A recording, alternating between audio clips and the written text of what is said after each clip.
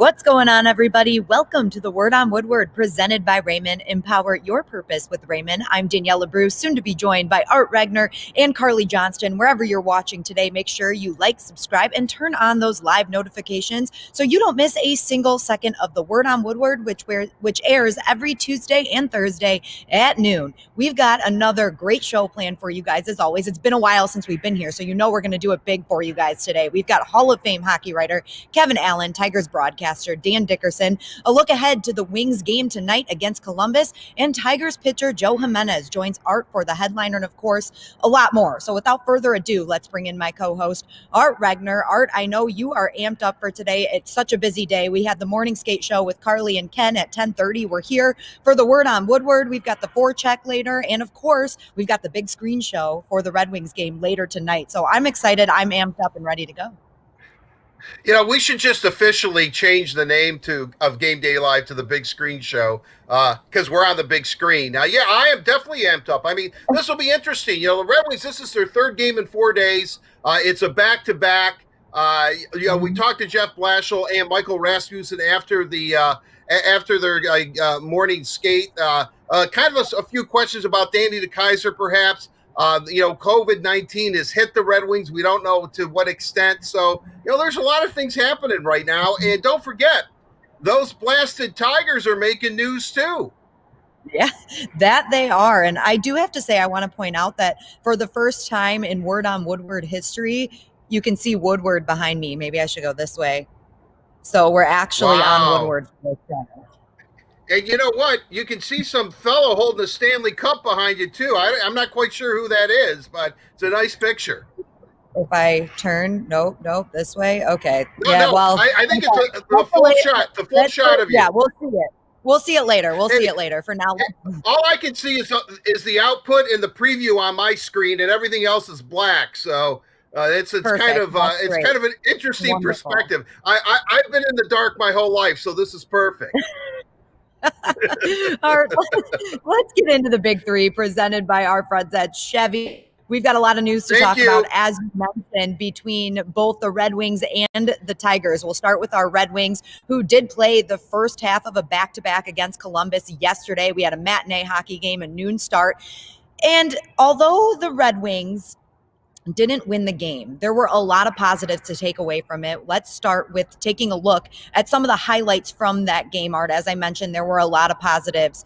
And one of those positives are going to be the goaltenders, both goaltenders, actually, in Jonathan Bernier and Thomas Greiss for the Red Wings. And Korpisalo played really well for Columbus. To be honest, I think he might be the game MVP. He saved Columbus. I think he gave Columbus that game. I think he robbed 4 or 5 different Red Wings of a prime goal-scoring opportunity. Well, right. Korpisalo was the guy last year in that long playoff overtime, made set the NHL record for total saves in a game. Granted, it was 4 games he played and won, but with 80, I believe it was some 80 some odd saves. So, I mean, he's a great goaltender. And Merz Lickens, who Red Wings may see tonight, I would imagine, since it's back-to-back, he had a streak last year during the regular season of 20 straight wins or something. I mean, his goaltending actually catapulted the Blue Jackets into the playoffs last year, or solidified a playoff spot. They're a good team. They're a very, very good team. Yet, looking at what the Red Wings have been able to do, I think their blue line core has been very impressive. Obviously, their goaltending has been outstanding. I still think that first line's got to up their game a little bit. They're being led by their second line right now, which is not a bad thing. Over the course of a season, you're going to need all 4 lines to contribute in their own unique ways. But overall, I'm pretty excited about the I don't want you to give up too much without showing our fans that did miss the game what happened last night. So let's go right into the highlights. And you mentioned goaltending, and that's where we're going to start with this thing. You've got Thomas Greiss and Korpisalo. Talk about Thomas Greiss specifically, Art. In the past 2 games, he is 66 of 71. I should say his past 2 starts, not 2 games. But he has been on fire for the Red Wings thus far. And Jonathan Bernier has too. But Thomas Greiss, being the new guy, adjusting to a new team, has been impressive. Well, he absolutely has been. And, he probably deserves a better fate. This poke check on Seth Jones here, he just grabs the puck and takes it from him. And, that was just absolutely brilliant. I mean, what a heads-up play by him. Korpisalo right there, really big in that. You mentioned the second line, Art. Take a look at this play. It was Michael Rasmussen who's filling in at center for Robbie Fabry, who wins the faceoff right off the faceoff. Bobby Ryan rips his shot, which we know is great, and scores right off of the faceoff. It was great. His second goal. We'll see his third goal later. So his second goal on the season right there. And then this was later in the second period where the Blue Jackets, they took a shot. Michael Rasmussen again blocks it. And it was Oliver Bjorkstrand on the second chance. And now we head into the third period. Alex Texier with the wraparound. It was a beautiful goal, Art. What else can you say? Right. Yeah. I mean, when they work, they're their highlight reel, and that is certainly a highlight goal. It was a highlight goal. And we would see later Pierre-Luc Dubois, who is in some struggles with the Blue Jackets, to say the least. He has requested a trade, and he's struggled to get going this season, but there was a breakaway goal for him. Right. I mean, let's see how that plays out. I don't know why Columbus would want to trade him unless he, is just unbearable in the room or something. I mean, he's a great player, and, hopefully they can work that out because he's very, very valuable, as you've seen. And there's Bobby Ryan getting his second of the game on a very weird play. He was pushed into the net. And I don't know. I guess you got to give Zach Werenski a kind of assist on that play, because if he wasn't pushing Bobby, I don't think that puck goes in. Right. It definitely not. But that was a strange play. And of course, we saw the team in a little scuffle at the end of the game, which is going to happen in NHL hockey. But it was funny to see Zach Werenski and Dylan Larkin going at it at the end of the game. They're longtime childhood friends. Well, I mean, Dylan seemed kind of nonchalant. It was like, hey, man, it wasn't our first fight, I don't know. Maybe they were fighting over a training table at Michigan when they were together. I have no idea. But, what's interesting is that carryover effect. They're playing back to back.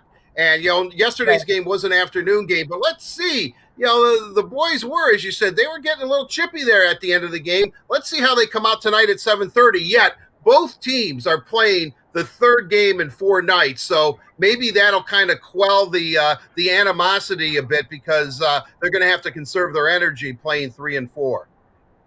Yeah, Art, you just mentioned the rough side of all of these games in this shortened season, playing 3 games in 4 nights. But the fun side of it is that you get to see a team that you just lost to right away again. So it's exciting that the Red Wings will have another chance to redeem themselves. They played a great game yesterday, and I think they're going to come out on fire, like you said. But we're going to move on to our second topic of today's Big Three. Art, you mentioned the Tigers making some headlines, which they have been. They've been busy. They signed 9 key Tigers in Michael Fulmer, Jacoby Jones, Nico Goodrum, Joe Jimenez, who you're going to talk to later, Matthew Boyd, Buck Farmer, Jose Cisnero, Daniel Norris, and Jamer Candelario, avoiding arbitration with all 9 of those players. Art, that's pretty impressive to get all of them done with nice deals to extend their time as a Detroit Tiger, and we'll definitely see these guys at least for another season here in Detroit. Right. 2 things. I really think the Tigers, I compliment Al Avila and his staff. These are very, very affordable contracts. No one's breaking the bank here. But I think what it also says is a commitment that these young players, these 9 players, definitely believe in the Tigers and what they're seeing. And I think so. It's like a commitment from both sides. I think Al sat in the room and said, hey, you're part of this. They see it on the field, what's happening as this team is getting better, and I think everybody was able to work out a deal. I guess in the short of it, nobody wants to leave the Tigers right now. Why would you? A.J. Hinch coming in as manager, puts together a great coaching staff, and then all of these players in their own way were very instrumental last year for the Tigers and are certainly in their plans. And then don't forget, Daniela, hopefully I'm not stealing your thunder, but Baseball America, 5 of the top 100 prospects in baseball are Detroit Tigers, and and those 9 players see that. You've got the Torque man, of course, Unleash the Torque, Skubal, who is a strikeout pitcher, left-handed. Casey Arthur Mize, obviously, Riley Green, and Manning. So I mean, hey, I'm psyched about the Tigers. I mean, we're talking about the Red Wings, and Steve's doing a lot of good things, but boy, those Tigers are right on the verge, I think. Not to mention, Art, this is the second year in a row that the Tigers have had top 5 top 100 prospects. There we go. So yeah, it's impressive. It's exciting. And these guys are going to make a huge impact on this Tigers teams. And I think it's not as far away as some people may think. So we're definitely excited to get the baseball season going as well. Right now, we're going to move on to our third and final topic. Art, hold that thought. We're going to talk to Double D later. Don't worry. Don't you worry. But we have to talk about Willie O Ree. And I know that you really enjoy this topic too, Art. As we know, we are honoring Willie O Ree for the entire month of February, or I should say through the month of February, with decals on the helmet of players all around the NHL, which is just a small thing that we can do for such a powerful and impactful human being. Willie O Ree did everything that he could to break that color barrier in the NHL. And yesterday we celebrated him not only on Martin Luther King Day, but it was actually the 58th anniversary of him lacing up his skates for the Boston Bruins. So it was a really special day here at Little Caesars Arena and all around the NHL. Last year, I saw a documentary film on Willie O Ree's life, and it was really, really inspirational. But I think the thing that we have not brought up is that he had a 21-year hockey career, and he was blind in his right eye. He played his entire hockey career blind in his right eye. Now, if I shut my right eye, I mean, it takes away. You can't even wow with 2 eyes. So let's not shut right. But my point being is that what's interesting about it and reading stories on him is that he never told anybody, obviously, because he would not be cleared to play. But he always knew if he showed up at training camp within his playing weight, and he was always two pounds over his playing weight at training camp, that they wouldn't give him an eye exam, because they were so concerned back then of players being in shape, because most guys had to take off-season jobs. So they weren't working out like the guys do today. But he worked out so he wouldn't take an eye exam. I mean, what a story. Blind, completely blind. He after his playing days were over, he actually had the eye removed, and then, I guess prosthetic or something, an eye put in. But just a tremendous story. He put up with a lot. But he had such a strong core base of friends in New Brunswick, which I learned in this documentary, that were behind him the whole way. And this documentary, you can just see just the love and affection and the impact he's had on these people's lives. I mean, these are just common, everyday people from New Brunswick, but it was a tight bond, and he has a tight family, and it just kept him together, because obviously being the first black player in the NHL, he had to suffer some adversity and some racism and some ugly incidents, but he overcame it, and for the best. And he's such a great ambassador for this game. Truly, truly admire him. The one thing though, Daniela, that I want to say, and I did not know this. Do you know who Mike Marson is? I do not. Fill me in, Art. No, he is the second black player to play in the NHL, and guess what? After Willie O Ree, 16 years later, in 1974, was when the next black player played. So, and why am I bringing this up? Number one, I was in high school. I would have thought by that time that it would have been integrated a little bit more. But I'm not getting down on the league. But hockey has come a long way from Willie O Ree waiting 16 years for the second black player to where we are today with diversity and equality and all that. So I compliment the NHL. I compliment the Red Wings, who are right on top of this as well. Learn, play, score, the community initiative. But, it just kind of stunned me when I saw that, because I'm looking at Willie O Ree, and I knew a lot about him. And I said, well, how about who's the second black player? And when I found out it happened 16 years later, I was, wow, that's a little bit of a shocker. Well, Art, I think that's what this is all about. We honor somebody like Willie O Ree, who did ultimately break that barrier, and we realize how far the NHL and other sports leagues have come, but we also realize how far we need to go. And I think that's why we do this, and I think that's why we spend the time recognizing people like Willie O Ree. So we're proud to do that. Entire month of February, we will be honoring him. That does it for today's Big Three, presented by Chevy. Chevy cares. That is why Chevy Clean dealers are committed to using enhanced vehicle cleaning measures with CDC-approved cleansers before delivering your vehicle after purchase or service. So when you're ready, you can find new roads with confidence. And now, everybody, it's time to bring on our first and probably our favorite guest of the show. No offense to our other guests. We just have a special place in our hearts for our mailbag delivered by Little Caesars. And it's Dan Dickerson, of course, your Tigers radio play-by-play announcer. Dan, oh, I am so sorry, you guys. My apologies. I'm a little turned around. We're doing a short show for you guys. So Dan is actually our Brush Street Beat guest, and Art is your mailbag guest. Sorry to disappoint. That I just disappointed all of our viewers, Art. So that's yeah. yeah.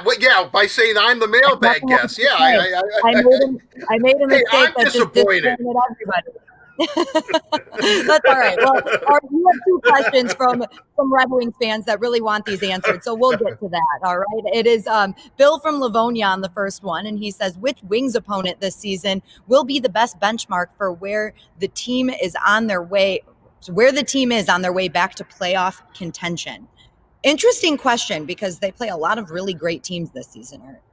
Right. This is a really tough question because I'd like to see, even though I've been impressed with the Red Wings for these 3 games, even though they're 1-2, I like what I see. I like the revamped blue line. I love the goaltending. I think, obviously Larkin, Bertuzzi, and Mantha will up their game a little bit. And I don't want to sound like I'm totally down on them, that I'm not, but they can do more. They know they can do more, and they expect to do more. I love Bobby Ryan as an addition. I like all of that, but we've got to see how this plays out a little bit longer. So at this point, I'm going to say, and I'm not copping out on this, I'm really not, be better than Chicago at this point. Finish higher than the Blackhawks in the standings for sure. I mean, and I think that that's doable. If you want to use yourself as a measuring stick, I think there's probably a low end and high end to do this. Compete with the Florida Panthers, who are a lot better team than people give them credit for. But when you really want to think that the Red Wings are really hitting their stride, the real measuring stick is going to be the Carolina Panthers. I'm not going to put them in the same class as Tampa Bay right now, although Steve's building towards that way. But I would say if you look at where Carolina is, a lot of good young forwards, a really solid blue line, goaltending a little shaky, with Peter Mrazek. Although I think Mrazek gets kind of a the raw end of the stick here sometimes. But with all that said, I would say this early on, just the way the season plays out, finish higher than the Blackhawks. Don't finish in last place. If they're making their way, they should compete with Florida, and then after Florida, to really think, wow, the Red Wings are starting to arrive. They're right up there with Carolina. Right, as you said, Art, we have a lot of great additions to this Red Wings team. It's so early in the season too, so maybe we'll have to come back to that question when we get halfway through and see where we're at then. We'll move on to question 2 now, and this one is from Katie from Northville, and she asked, Bobby Ryan has looked great through the first few games. Other than him, which player stands out as being really exceptional? Well, I'm going to go 2 ways on this, and I think they're going to be two new guys. I think that Troy Stecher has been great. I think that he has just been, I know he got kind of caught up in one of the goals yesterday, but I think he was reading the play a little bit and thought that Mantha was going to play the puck, and Tony, the BT Express, played the body, and it led to Dubois' goal. But I think Troy Stecher has been really, really solid. Actually, I think that whole blue line has been. You can throw Mark Stahl in there, John Merrill, all of them. Those additions on the blue line have been really, really good. But if I really want to go who's been really impressive, and you're thinking, oh my God, you're talking out of both sides of your mouth, but I have to go with a guy right now who's 0-2 in net. But, I know, Daniela, you affectionately call him Tommy G, and it is Thomas Greiss. I think Thomas Greiss has really solidified the goaltending position. With him and Jonathan Bernier going at it, that is a good situation for the Red Wings to be in. Whether or not one of them grabs hold or we see rotating goaltenders, which I don't have a problem with personally, but I think that Thomas Greiss has really, really been exceptional. kept the Red Wings in every game. I mean, the Red Wings have been in every game. Let's be honest. They're not getting blown out. They're playing really hard. Their compete level is high, but I think it starts from net out. And so I would say that that Greiss has been very, very good. And I like the revamped blue line. I just think that those 3 additions, those guys are solid. Yes, Greiss has been really good, Art. I agree with you there. And Jonathan Bernier has too, and we should see Bernier again tonight because obviously of the back-to-back. So Jonathan Bernier should get the start in net tonight. So we'll see how he handles the Columbus Blue Jackets. And that does it for today's mailbag delivered to you by Little Caesars. Little Caesars proudly introduces their hot and ready pepper. You get a large pizza topped with classic pepperoni, fresh mozzarella, and a toasted Parmesan and Asiago cheese crust for just $7. Try our no-contact pizza portal or delivery from Little Caesars. I know I teased you guys with Dan Dickerson joining us, but I promise he is joining us later in the show. So he'll join us for Cross Street Beat. We will talk to Kevin Allen for Downtown Hockeytown, and later for the headliner, Art will catch up with Joe Jimenez. But right now, we're going to get to catching up with Carly, presented by Meijer, and we're going to bring in Carly Johnston for this one, who has been all over the social media channels like she always is. And we've been gone for a little while, Carly. So, wow, look at that view, too. I love it. I love it. Gorgeous, except for I am freezing.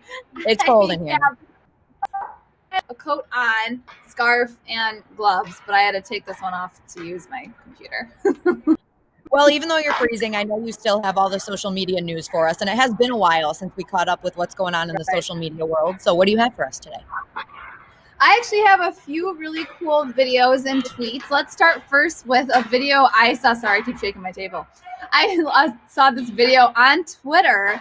I think Spit and Chicklets posted it, and it shows how hockey laces are made. Like, how cool. So the skate laces, it's very, very visually appealing. But it's really interesting to see that that's how it works. I mean, I would have never guessed. I mean, I never really thought about how skate laces are made, but it was really cool to see that video. And then speaking of someone who wears hockey skates, is Bobby Ryan, someone who we know wanted to be in Detroit this season. He had other options, but he stuck with Hockeytown. And when asked why, this was his answer.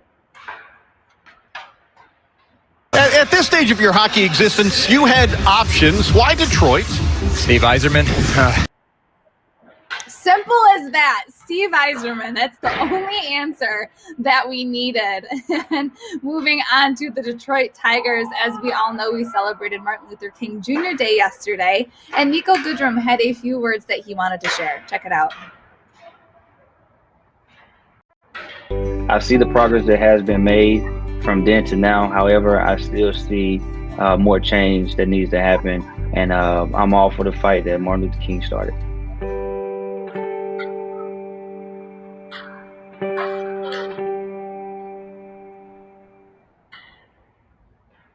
Glad we got to honor Martin Luther King Jr. and Willie O Ree in yesterday's Monday matinee game against the Blue Jackets.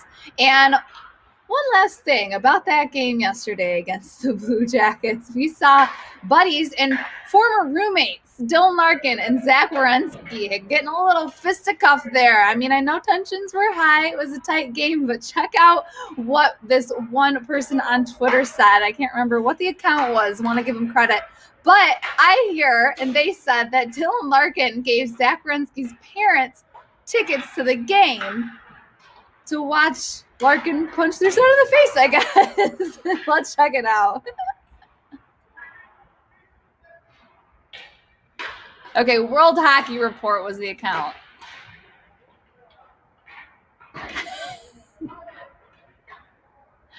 I mean, come on. Two buddies going face-to-face, toe-to-toe. I mean, again, it's just the game of hockey. It's what happens in the NHL, but it is interesting to see those two friends go at it. But that's all I have for this social show of Catching Up with Carly, presented by Meijer. So later on, we'll have a short little Let's Socialize, so make sure you're sending in your questions. Definitely use that hashtag word on Woodward. And Carly, I just have to tell you guys that I interviewed Jean-Luc Grandpierre yesterday, and he is an analyst for the Columbus Blue Jackets. And he said that he thought Werenski and Larkin we're fighting because Dylan Larkin got the notification for the charge of his tickets on his credit card. So he was like, oh no.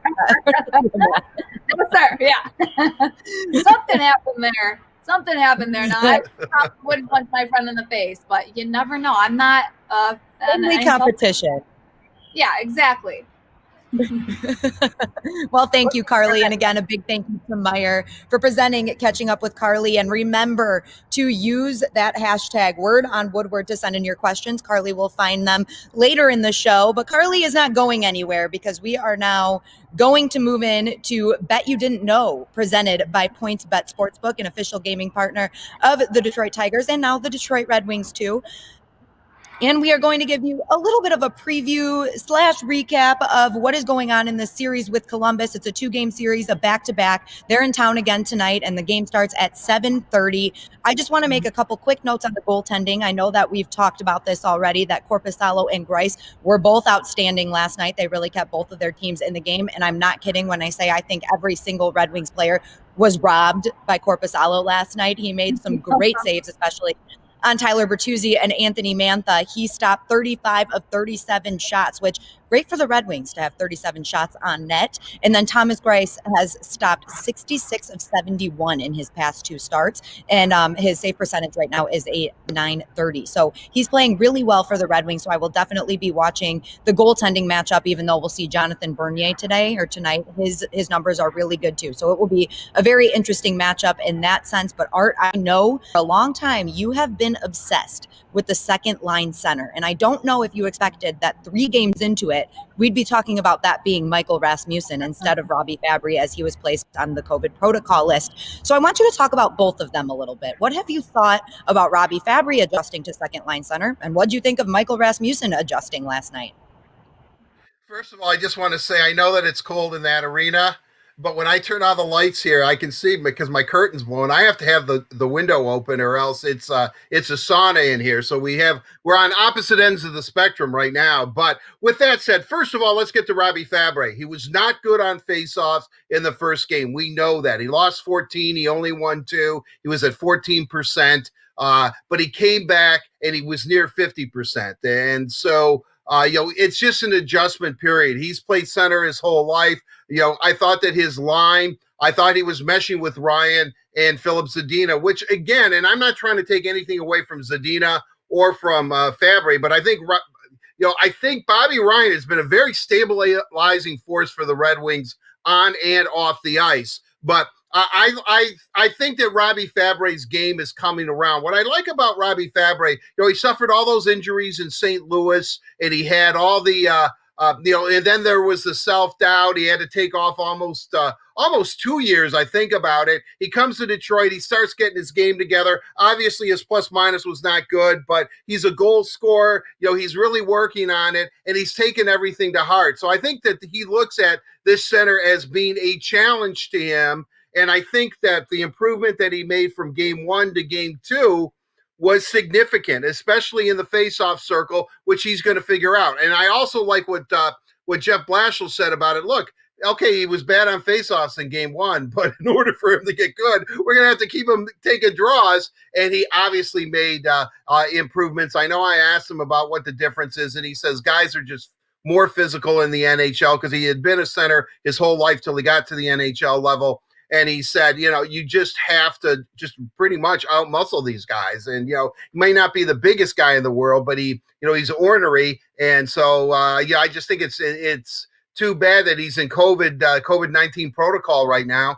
But hopefully he's healthy, and we wish him, safe and speedy health or whatever's going on, because there's so many different variables on that. I mean, he could be back in days, or he could have to quarantine. It all depends on, exactly if he has it or not, I guess. And, I'm not a doctor, so I don't want to speak out of turn. I have no inside information, but hopefully he's back sooner rather than later. And then Michael Rasmussen. Here's a kid that wants to play center, but he's a behemoth. He says he's 6'6" and 230. I think he's like 6. I think he's pushing 6'8".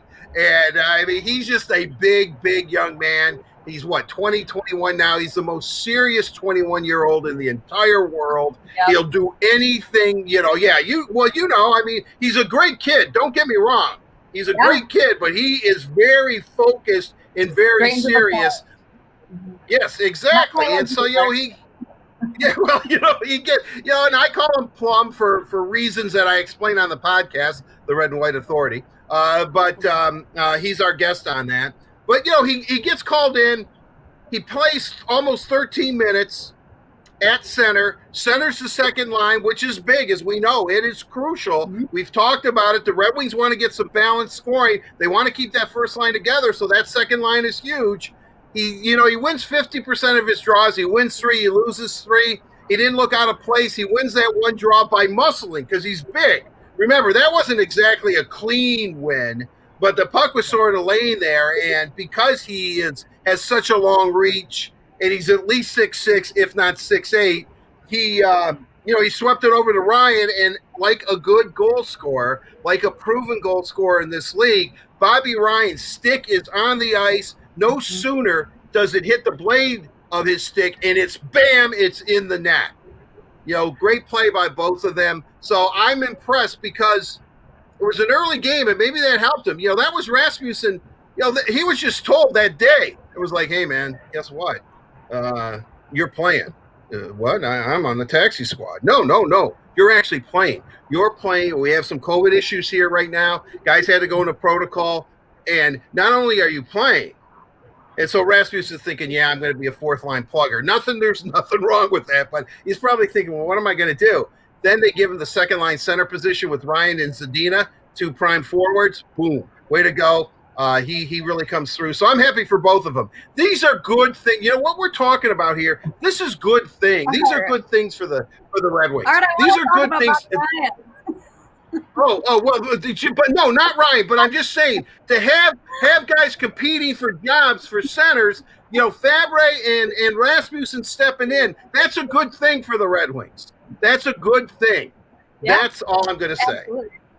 And I don't want to take away from Michael Rasmussen's success in yesterday's game, but it really goes to show you how good of a player Bobby Ryan is, that no matter who is in that center position, that's going to be a line that can produce during the game. We saw Bobby Ryan, of course, in 2 games with the Red Wings, 2 games ever with the Red Wings. He has scored 3 goals for Hockey Town, and that's just amazing. I mean, like I said, no matter who's in that center position, I really do feel like Bobby Ryan can make them feel comfortable, communicate with them on the ice. Again, not trying to take away from Rass's success, because we do know, as you were saying, with that face-off, like you said, it wasn't exactly a clean one. He had to reach for it and he had to work for it, but he got it, and that got Bobby Ryan that goal. So it's really cool to see them vibing and gelling well on that line, especially during this weird COVID protocol time. But Bobby Ryan did log over 14 minutes in Monday's game.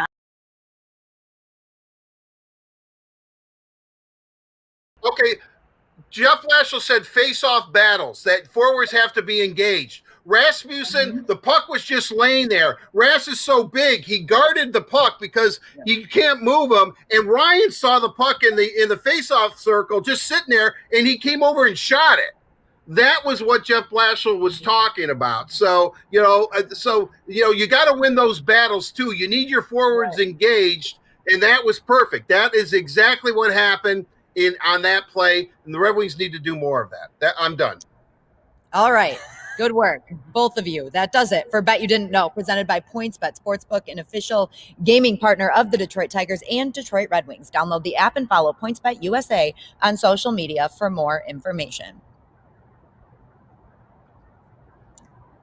And now we're going to switch gears here and talk some Tigers baseball. And this time, I promise you, it's actually happening. Our favorite guest, Dan Dickerson, is joining us for Brush Street Beat, presented by McLaren Healthcare. Dan, thank you so much for joining us again. It's always great to see you. With all this hockey going on, we haven't had the chance to catch up in a while. How are you?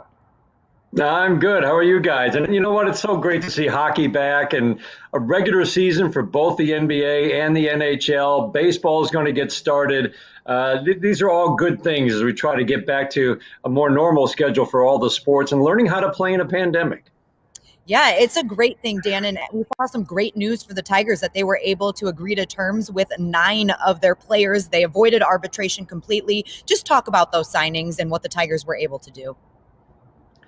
Well, I think, first of all, give the Tigers credit. No other franchise, I'm safe in saying, has done what they've done through the years. This goes back to the very early days of Dave Dombrowski.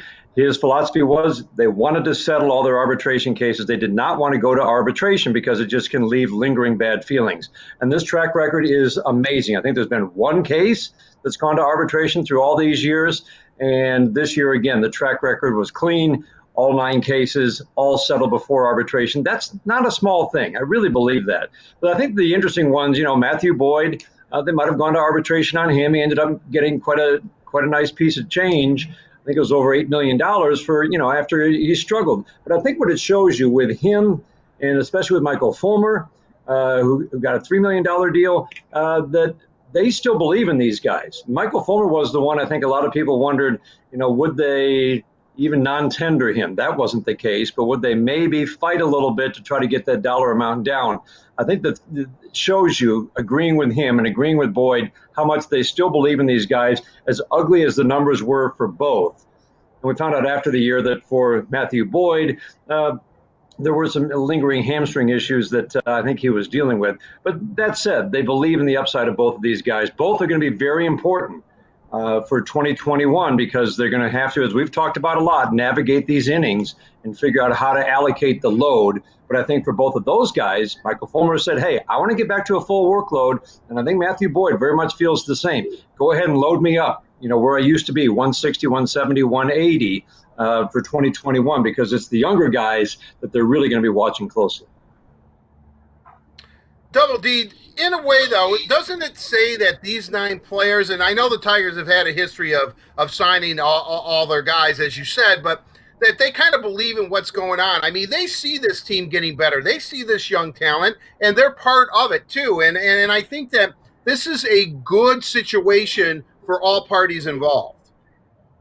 It is, and I think you get a lot of input from A.J. Hinch, I'm sure, and Chris Fetter, and Scott Coolbaugh, I mean, the hitting, pitching coach, and all their respective assistants.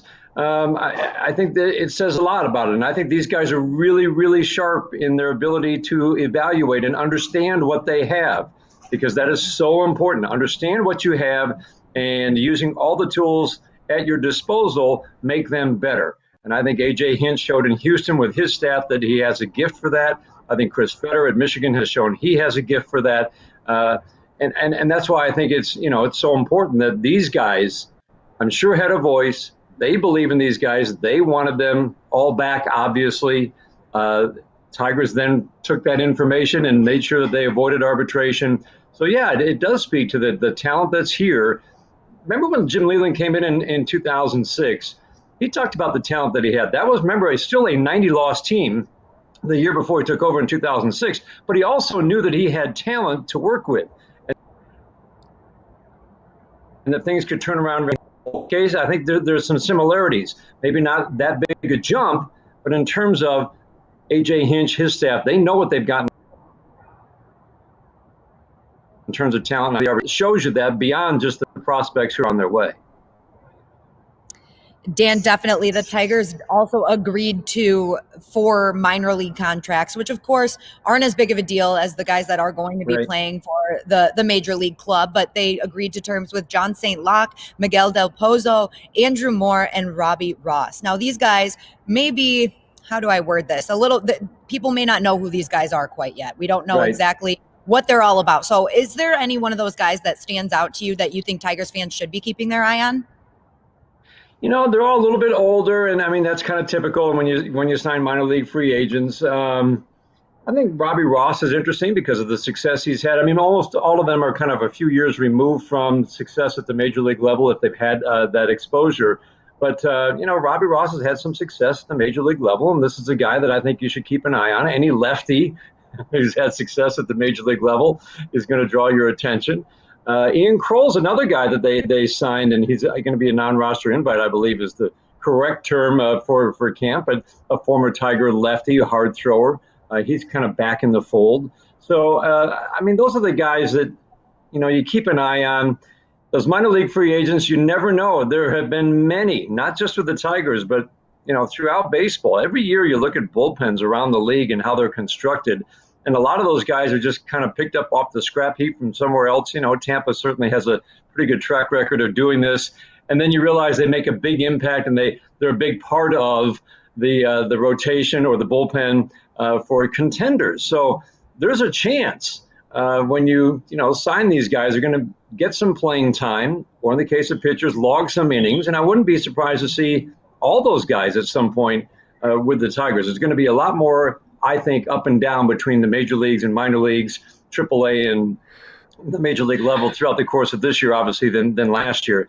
So those minor league free agents often provide the security blanket, provide the depth at Toledo. And this year, because of all the innings and how they're going to be allocated, I think all those guys have a chance, certainly, to be with the Tigers. You don't sign those guys lightly. You really do your homework when you sign those guys. And when they sign those guys, I think it's certainly with the intent that if we need them, they can help us at the major league level, not just provide depth at Toledo. Double D, I have a couple of questions I want to ask you, but I can only ask you one. And I decided to ask you about the top Baseball America's top. Yeah. Hey man, we got a lot of shows. If we don't get out in an hour, I could be fired. So I'm on point right now. So all right, go. So I'm not going to ask you about the international signings and Christian Santana, the largest, I guess, bonus they've ever given to a guy, $2.95 million. We're going to have to wait on that 17-year-old and his buddy Abel Bastidas, or Mr. Macio, my Spanish teacher, says you just butchered that. But I want to ask you about the top five guys in the top 100. When they rated him, they have, Torque is one, like at number 5. Then it's Skubal. Then it's Mize, then it's Manning, and then it's Riley Green. They're all in the top 50. I think Riley Green is the lowest at 38. What am I missing here? Because I'm thinking Riley Green has more potential, and I love the other 4, don't get me wrong. But why is he 38? I mean, this kid could be the superstar we're talking about in 2 years from now.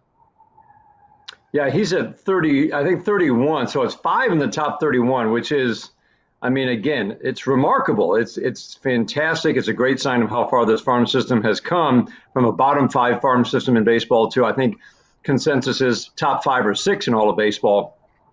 I would say it's only because, Art, that he hasn't played above low A ball at West Michigan. That's the only reason. I think you're trying to figure out, it's hard to make a whole lot of judgment when he got to low A West Michigan, didn't, perform well. And again, there are reasons for that. I think he was gassed. He admitted he was, then doesn't play all of 2019. How do you evaluate a guy like that? He's still moving up the charts, which is no small thing. I think it's easier to put a Torkelson in the top 10 because here's a guy who did play college ball last year until that season got cut short. And everybody at draft time was saying it's one of the most accomplished hitters and polished hitters you're going to see in a draft coming out of college especially. So that's why he is so high, and Riley Green, of course, coming out of high school. But you're right. I think Riley Green's a superstar in the making.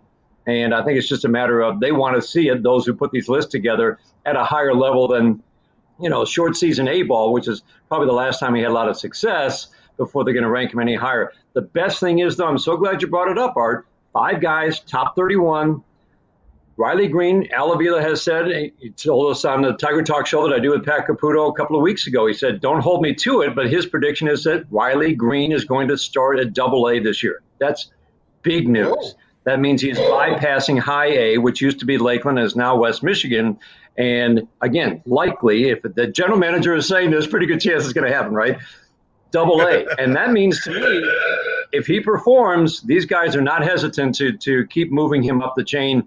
And I wouldn't be surprised to see him in the major leagues by September. I really wouldn't. And I know all the arbitration clock and all that. But still, that's a very good sign. Torkelson's going to start probably at West Michigan, high A now, and I think he'll move rapidly. But I bet he spends the full year in the minor leagues. But you've got a chance to see 4 of these 5 guys in a Tigers uniform this year. We know about Skubal and Mize. Manning's not going to be far behind. He's going to be in the major leagues at some point. And you've got a chance at Riley Green. 5 of the top 31 prospects in baseball. Think about that, how incredible that is and how exciting that is for Tiger fans when they're so close, all of them except for Torkelson, who will come quickly close to the major leagues. Wow, Dan, you just got me really excited for Tiger season. And I know our fans should be really excited too. Fans, don't miss a minute of the 2021 Detroit Tigers season with a 1901 Society membership starting at just $4.99. That's only $6.16 per game. Secure your personal seat, a membership in the 1901 Society, and exclusive benefits like player meet and greets and more. Buy now at tigers.com/499. And based on what Dan just told us, you're going to want to be there. You're going to want to be a part of that 1901 Society because it's going to be an exciting season. And Dan, it really is just right around the corner. Yeah, pitchers and catchers report the 17th, and all signs right now point to we're going to start spring training on time. That means first game is the 26th, I believe it is, of February against Southeastern. So, yeah, that to me is the biggest news of the early part of this year. We're starting spring training on time. All signs point to a 162-game season, which I think is just huge for the sport to get back to the rhythms and all that goes with the challenge of a 162-game season, and to get these arms built back up. There's so many reasons, but right now it's a very good sign we're going to start on time. Yes, it is. And Dan, thank you so much for taking the time to join us today for Brush Street Beat. It's always great to chat with you, and we will definitely be chatting with you as spring training approaches. Look forward to it. Thanks again, Dan, and a big thank you to McLaren Healthcare for presenting Brush Street Beat right here on The Word on Woodward. Man, I don't know about you guys, but now I'm all amped up about baseball. I've been amped up about Red Wings hockey. It's going to be a really exciting time here for Detroit sports, but we're going to get back to some Red Wings hockey for Downtown Hockey Town, presented by Labatt Blue Light. And today's guest is Hockey Hall of Fame writer Kevin Allen. Kevin, thank you so much for taking the time to join us again. It's great to see you. My pleasure. And boy, I'm fired up about baseball.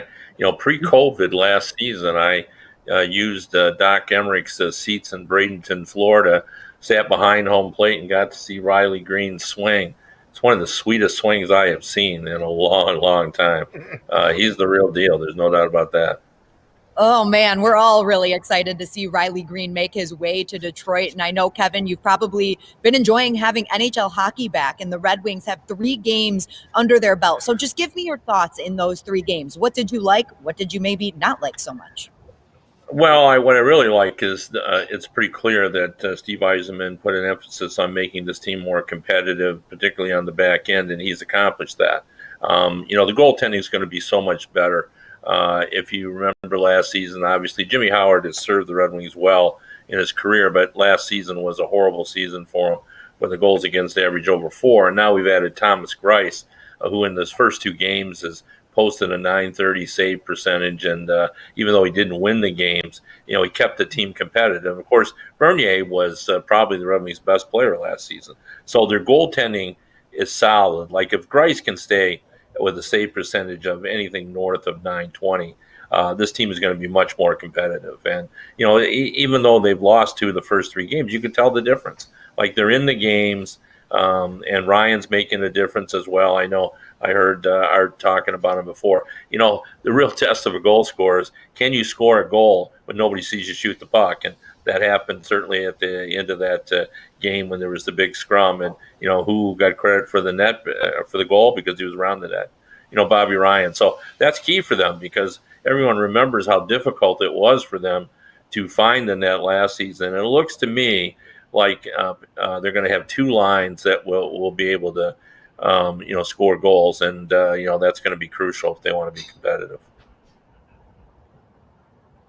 Kevin, I've known you a long time. I have seen you with a mustache for many, many years. I like this kind of full beard look. Are you now a professor of journalism at Eastern or U of M or something? I mean, what's going on here?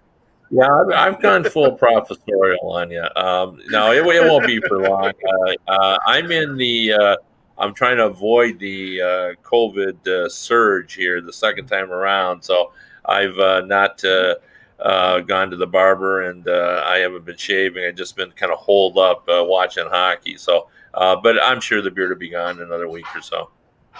Well, it's a good look, and I guess that's my excuse too with my hair. I am not going for the Steve Bannon look, but it sure looks that way. With all that said, I wanted to. Red Wings still have cap issues. Do you think Steve's going to let this play out, or is there a possibility with trades or something? How do you think he's going to moving forward? Will he be aggressive? I think he will be. The word I've talked to several general managers, and they're all saying the same thing. Everybody's trying to move money, and nobody wants to take it. But I think they don't want to take it for what they're willing to get back. I think if you make Steve Yzerman the right offer, which would include prospects or draft picks, I think he would take someone's higher salaried player. And I think that's going to be crucial. But, I think he's going to wait a little bit. There's no reason now to rush into anything. But, even though the Tampa Bay situation is resolved in terms of they can play now, they still have the issue going forward. So, they're going to have to probably do something, and I think we're going to see other teams as well. So I think the Red Wings are still in, good position, and I think Yzerman wants to watch his team a little bit and see, how it pans out, and if they're competitive, who knows? I mean, in a short season, I'm pretty confident that there's going to be one or two teams that were in the bottom last year. They're going to be competitive that we're not counting on. Now, could it be the Red Wings? I think it's unlikely, but it's possible that that a team like LA or Anaheim or everybody was predicting doom for Arizona. One of those teams is going to surprise us just because in a 56 game season, that's a sprint, not a marathon, and weird things happen. Kevin, I always say Art has become obsessed with the second line center, but I think because of Art, I have become obsessed with the second line center, especially since we got to see Michael Rasmussen in that position yesterday. So I want to ask you what you think about the coaching decision to kind of just throw Michael Rasmussen right in there, because you could have put him on the third or fourth line and moved up one of your other centers, but no, Coach Blashill said he's going to be that second line center, and it paid off for them in that game. What do you think of Michael Rasmussen, that line as a whole, and what you saw in yesterday's game? Well, I really like that decision, and I think it's a good sign for the Red Wings, because I think the projection last season is that Rasmussen was a third line center, more of a Jordan Staal type, and the fact that they have had confidence in him now to throw him out there on a scoring line, kind of tells me that he's done a lot to improve himself. And, I think with anything else, it'll be how he handles face-offs, how much production they can get out of that line, whether he has, chemistry. Obviously, Fabre is the guy they want there first and foremost. But, right now, I think the jury is out whether Rasmussen is a second line or a third line center. Either way, I think he can contribute to the Red Wings. I think they're pleased with him, and I think he's a guy that Yzerman likes. He may not be the high-end offensive guy that you often get with that high a pick, but I think he's a guy that can make an impact for your team, and the kind of guy you still need in the NHL today, a guy that has size and is difficult to push around. Kevin, it's been reported that sometime this week, I don't think he officially has announced his retirement, but Jimmy Howard is going to retire. I think his whole, 13, 14-year NHL career, all with the Red Wings. I think we were all stunned and shocked by what happened last year, where it seemed just the bottom dropped out of his game. But how do you view Jimmy Howard in the context of goaltenders and in Red Wing goaltenders? Well, I mean, I've been a Jimmy Howard defender in the past. I think he's had some pretty strong seasons for the Red Wings. When this, slide after the playoff streak ended, I thought he held up pretty well and helped the Red Wings just kind of hang around in there. But, last season was an indication to me that, something had to change. Either Jimmy had to alter his style or work harder or something. And he had a chance to come back this season. There have been reports that our good friend Ken Holland was looking for a third goalie and had called, and Jimmy had decided that, he wanted to spend time with his kids, and told the Oilers that he would likely announce his retirement. And I didn't expect that there were going to be a lot of people who called last season, just because he just looked so out of sync last season. And I think he knew it. And, then at some point you've got to make a decision. Is it time? But he's had a good career. I mean, he hasn't had a great career, but he's had a good career in the National Hockey League. And, he probably would have liked to have won a championship like most athletes do, but it wasn't in the cards. And but I think he's going to probably be in the upper echelon, but not the highest level of Red Wing goalies when his career is assessed.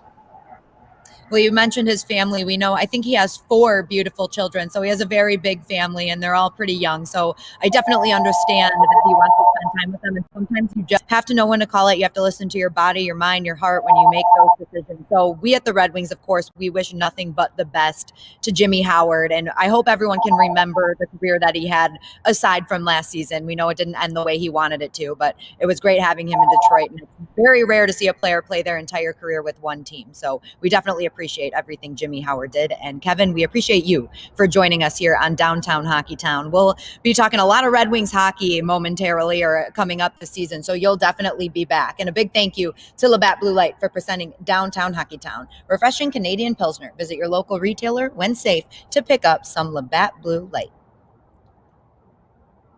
Another thank you to Kevin for joining us. Always great to chat some Red Wings hockey with him. And now we're going to get back into baseball, where Art caught up with Joe Jimenez. Thank you, Daniela. It is time for the headliner presented by Miller Lite, and our guest, and we're really excited to talk to him, is Tiger pitcher Joe Jimenez. Joe, thanks for joining us. Really appreciate it. Hey, Art, how you doing? All good here. I'm doing well. Now, first and foremost, I know, even though I have the Christmas tree up, I guess, which I just noticed behind me, how was the holiday season? What did you end up doing? So I went home. To Puerto Rico for a little bit. Spent there 3 weeks, and I spent Christmas over there. It was pretty good to see family again, and obviously in these times that it's tough time for everybody. So I mean that was exciting to be home with my family. Is it good sometimes when we know you guys work out 24/7, 365 or so, it seems, to take that step back, go back to Puerto Rico, go back home, and maybe just cool out with the family for a while? Oh yeah. I mean, I didn't stop working anyway. So I mean, I saw family for a little bit and stuff, but I never stopped working over there because I did my thing over there. So yeah, like you said, it's 365 days a year, so it's crazy for us. Well, are you back in North America, or not North America? Puerto Rico obviously is part of North America. Most people think it should be a state. What about? Are you back in the Detroit area now, or? No, I'm back in Florida. I live in Florida for I bought a new house over here in Florida, so I live close to our complex down here in Lakeland. Joe, let's get into it. I know last season did not go the way that you wanted it, obviously, and I'll tell you, I could feel your pain. And correct me if I'm wrong, there seemed like a couple of times when you were pitching that you thought you made your pitch. The velocity's there, you hit your spot, and the guy ends up getting a hit or a home run or something. How difficult is that? I mean, do you get frustrated, or especially being a relief pitcher, do you have to bounce back quickly? I mean, absolutely. It's frustrating for everybody because obviously you are expecting more from you to give the team a little bit help, But at the same time, you learn from it. You learn from it and move forward. Obviously, it wasn't the year that I looked up to, but I feel good about it, because at the end, I think I finished my year pretty good, and obviously the numbers don't tell how good or how bad a year was. So it was a difficult year for everybody, and I think now this year with a fresh start, and hopefully we played 162 games, it's gonna be good for everybody. I always equate a relief pitcher, especially a closer, which you've done many, many times for the Tigers, as a hockey goalie.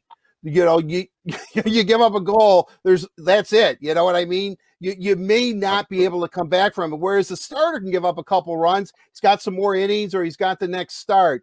Can you describe the pressure of being a relief pitcher? What is that like? Is it something you thrive on, or is it sometimes it's like, man, why did I choose to be a relief pitcher? I mean, it's like you said, it's hard, because obviously if you give up a run, basically we lose the game. So yeah, at the same time, I feel I like that feeling. I like the pressure in the late innings, just because that's how I grew up in. So yeah, it's really hard for us relievers that we have to basically do our job no matter what. Or I mean, if we don't do it, we're not gonna be in the big league. So yeah, it's hard, but at the same time, I like what I do. And well, I like watching you play too. I mean, I love when you're cranking up that fastball. It's a pleasure to watch. With that said, you were a non-drafted free agent by the Tigers. You were drafted at 18 back in 2003. Or pardon me, yeah. You're almost 40 now, Joe. Surprise, surprise. No, 13. 2013, right? Yeah, excuse Oh me yeah. on that one. But was that a kind of a good thing? Can you take us through that process? Because baseball, we hear the draft, the non-draft, the international draft, all this kind of drafting. What was it like for you to be in Puerto Rico and almost have choose a team, I guess, and that team was the Tigers?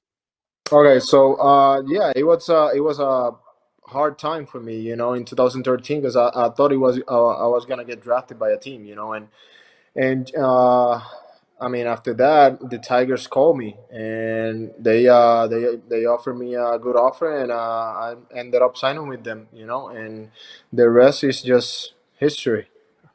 Like I said, I know like Puerto Rico isn't some, far off place that no one is aware of, but how aware were you of Detroit, the Tigers organization, or even the city itself? Where did you sign with the Tigers? Did you have to go get the old atlas and think, oh, wow, I'm going to live in a place that looks like a mitten or something? I mean, to be honest, when I was young, I didn't put that many attention to the Tigers, just because, I mean, I didn't follow baseball that much, just the players from Puerto Rico. So when Ivan Rodriguez played in Detroit, that's when I realized that this is a good city to be in. This is a good city to play. So yeah, I think at that time when Ivan played here, it was a great moment, and I mean, everybody know him. So yeah, for me, being in Detroit is just amazing. It's the perfect city to play in.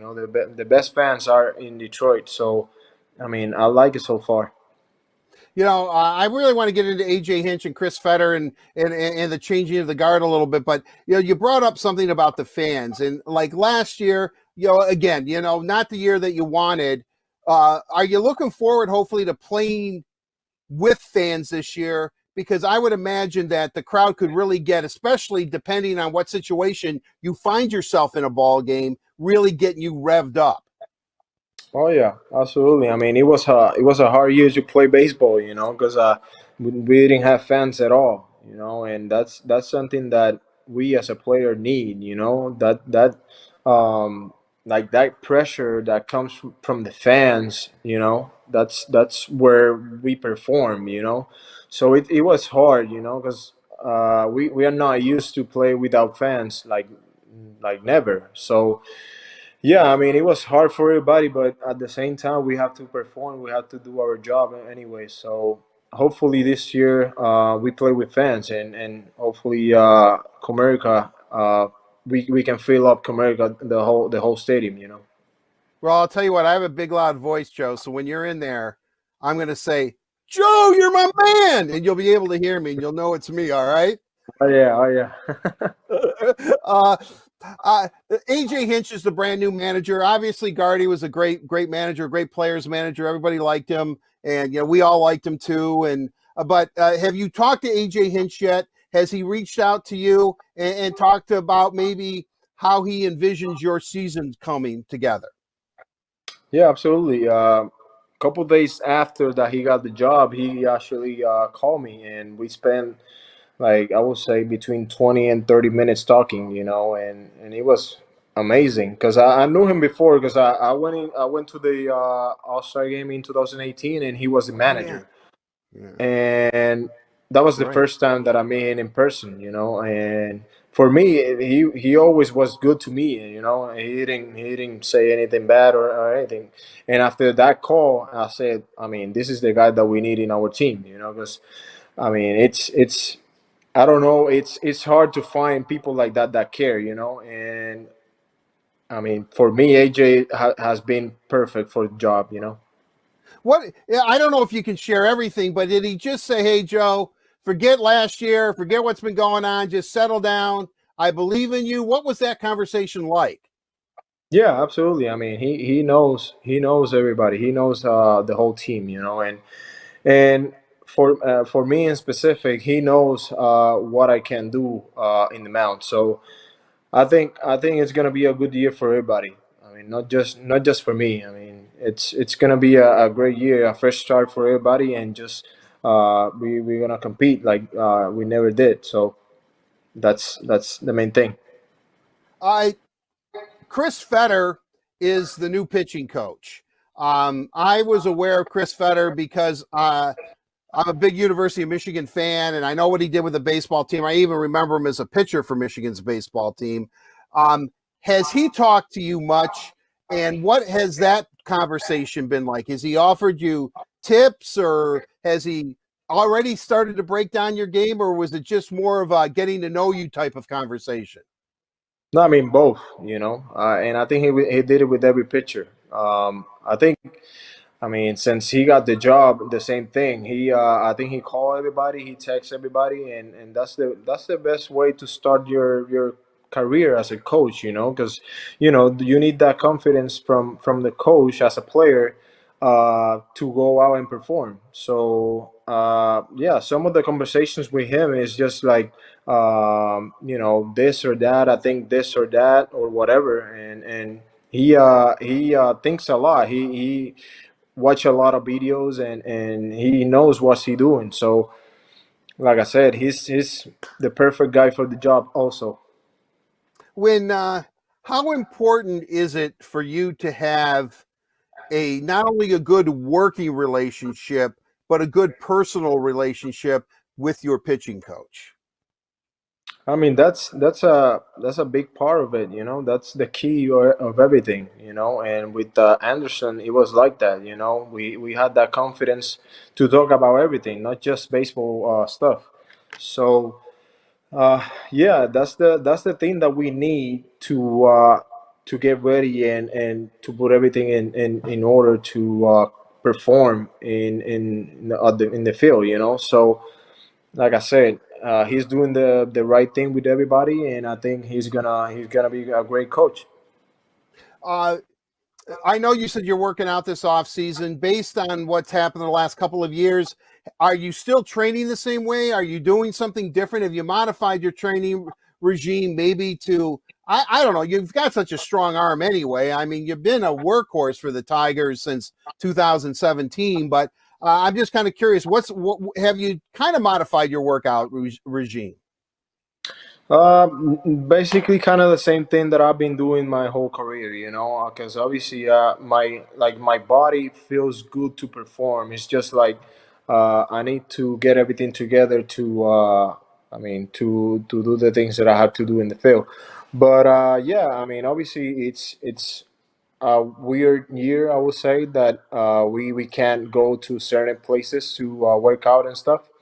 But I'm here near Lakeland, and I almost spent my whole off season in the complex in here in Florida. So I mean, for me, it was kind of the same thing. Get faster and stronger. And that's the main goal every year that I go to the off season.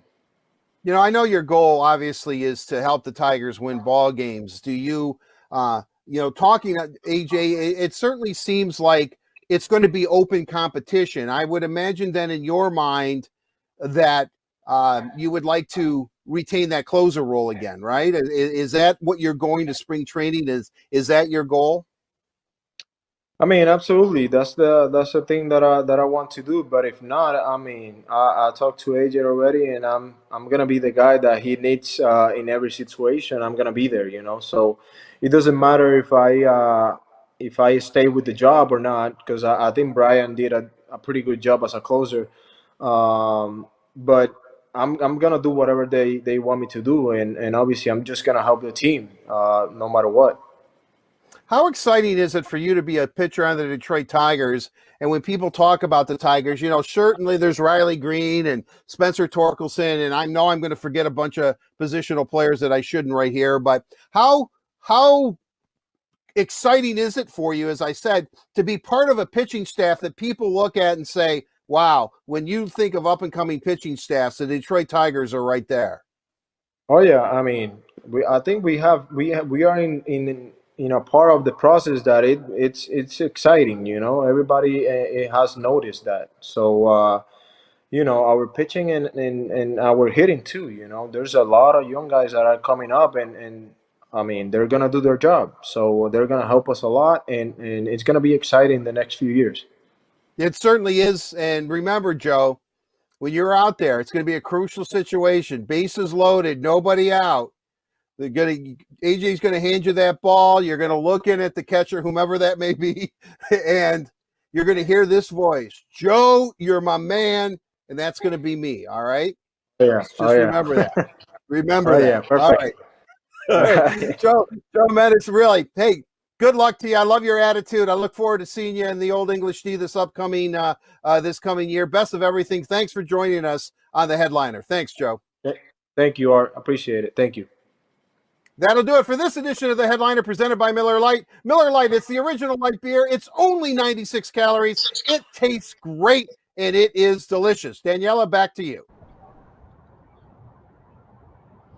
Thank you, Art. Great to hear from Joe Jimenez, and looking forward to what he's going to do in the upcoming Tiger season. Now we're going to wrap up the show with Let's Socialize, presented by AAA. And of course, Carly has been taking all of your questions over social media. So Carly, what do the fans want to know today? That's right. And Danielle, I'm going to start with this question to you. I know we just talked to a Tigers player, but the first question is, which Tigers player is due to have a breakout season? So I'm curious to know your answer.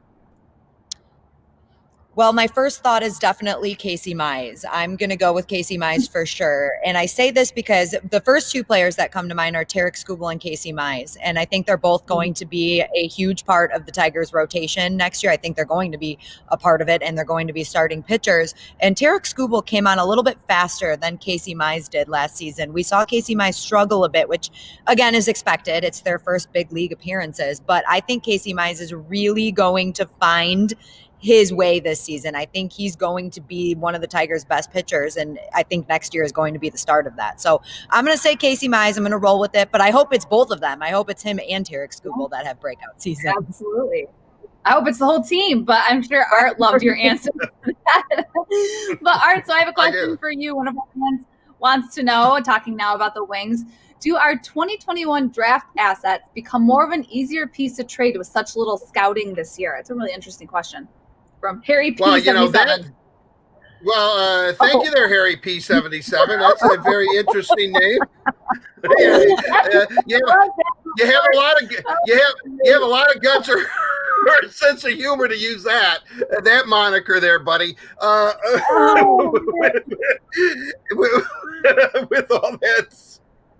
all that said, I don't think anybody really knows, and because there isn't a whole lot of scouting going on. I know American colleges and universities have started.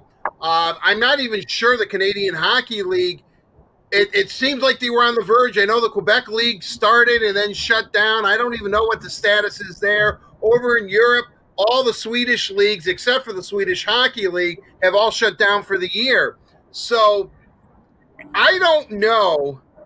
See, this is the way I look at it, I guess, and I'm trying to get into Steve Yzerman's head, which he will not allow me to do. But I am thinking that if you believe in your scouting staff, and he does, and you have Hakan Anderson over there in Europe and Chris Draper coordinating everything over here in North America, and don't forget Sean Horkoff, Dan Cleary, Uri Fisher, those guys go out and see talent too. So it's not like they just started scouting these guys yesterday. It's like, oh, wow.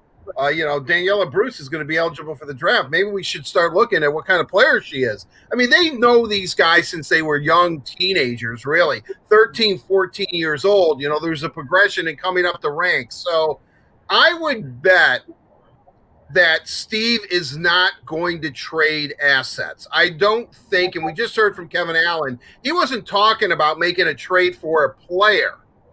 He was talking about making a trade to acquire someone's salary, like Mark Stahl, take his salary, but to get assets. So I don't think that's part of the equation right now. I mean, obviously, we have to see how the season's going to play out for the Red Wings. If they're a lot better than we thought, then maybe he does. Maybe he says, well, my gosh, I'm a top 2 defenseman away from our team being really good.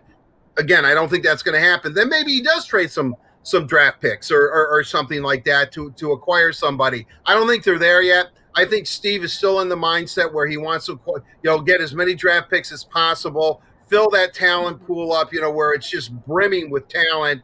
And, that makes good competition on the roster. That means that the Red Wings, could get better in a hurry. And I think that's what he's going to do. I don't think, they're all in the same boat too. You know what I mean? That's the thing that we kind of forget at times, is that we're so centered on the Red Wings. We've got to remember there's 31 other teams. I'm including you, Seattle Kraken, in this.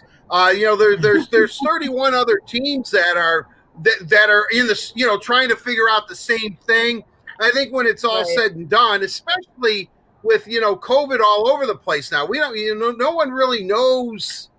It's not controlled yet, So I think people are more willing to just take their time and make decisions and see how it, not only how it plays out on the ice, but unfortunately off the ice. So I think right now, I think that they will stay pat, especially with draft picks.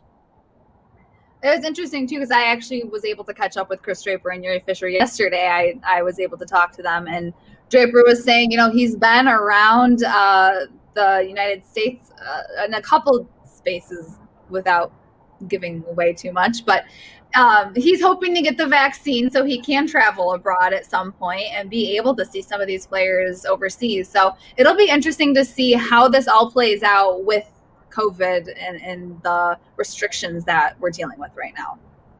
But that's all I have for Let's Socialize. That was great. This was fun. Lots of laughs at my expense, but you guys both have great answers.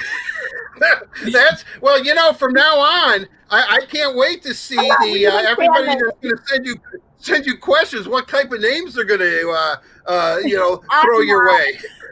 I'm just saying a fan submitted this question from now on, because I'm pretty sure it happened to me a couple weeks ago too. So I'm done. We have a question from maybe on second thought, we don't have a question from that person. No. Maybe not. I wasn't sure what you were going to say. All right, you guys, that means all of our fans' name on Instagram, okay? With that, we're going to wrap Let's Socialize. A big thank you to AAA. AAA says thank you with free roadside assistance for first responders and healthcare workers fighting to defeat COVID-19. You protect us by going to work every day. Let AAA protect you on the way there and back. And with that, we have come to the end of another Word on Woodward presented by Rehmann. Thank you so much for tuning in today, but our coverage is not done. We've still got a lot of live shows coming at you ahead of tonight's Red Wings game against the Columbus Blue Jackets. The forecheck will take place at 4 p.m. on Red Wings social media with Ken Kale and I, and then later tonight, of course, Puck Drop is 7:30 p.m., so make sure that you are tuning in to Fox Sports Detroit with coverage starting at 7, or you can listen to Ken Kale on 97.1 The Ticket. Again, thank you so much for tuning in to the Word on Woodward presented by Rehmann. We'll see you guys on Thursday.